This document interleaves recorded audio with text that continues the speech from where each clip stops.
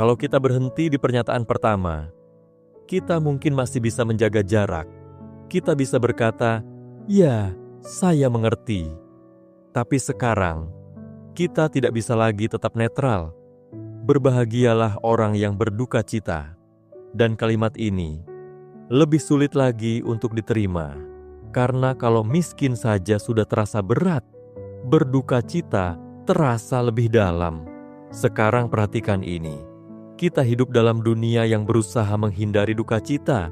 Kita ingin cepat pulih, cepat baik-baik saja, cepat kembali normal. Bahkan dalam kehidupan rohani, kita sering merasa bahwa duka cita adalah tanda kelemahan, tanda kurang iman, tanda ada yang salah. Tapi di sini, Yesus justru mengatakan sesuatu yang berbeda. Berbahagialah orang yang berduka cita. Dan disinilah kita harus berhenti sebentar. Karena ini bukan sembarang duka cita. Ini bukan sekadar sedih karena kehilangan biasa. Bukan sekadar emosi karena keadaan. Ini adalah duka cita yang lahir dari kesadaran yang benar. Coba bayangkan. Seseorang mulai melihat hidupnya dengan jujur. Ia mulai menyadari apa yang selama ini salah. Apa yang selama ini ia abaikan. Apa yang selama ini ia tutupi. Dan kesadaran itu tidak membuatnya bangga. Itu membuatnya berduka cita. Dan disitulah pelajarannya. Duka cita di sini bukan tanda kehancuran, tapi tanda bahwa hati mulai hidup. Sekarang perhatikan ini baik-baik. Kalau seseorang tidak pernah berduka cita seperti ini, mungkin bukan karena ia kuat, tapi karena ia belum benar-benar melihat.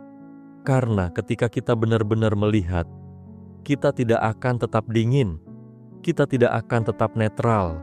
Akan ada sesuatu di dalam kita yang mulai terguncang, dan itu penting, karena duka cita ini bukan akhir, ia adalah jalan.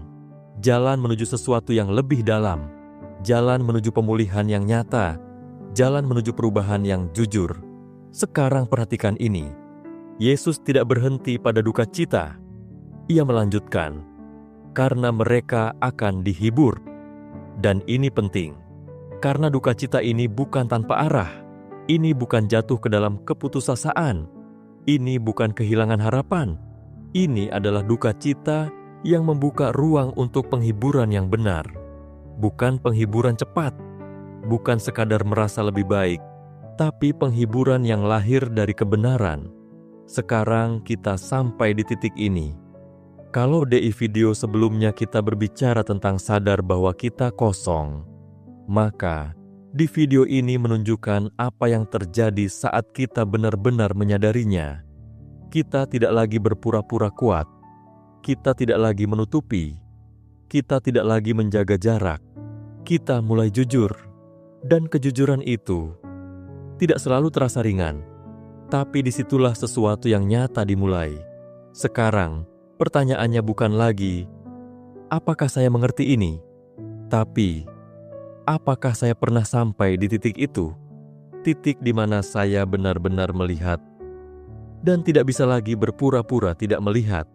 Karena dari situlah penghiburan yang sebenarnya menjadi mungkin. Dan disitulah kita mulai mengerti kenapa ini disebut berbahagia.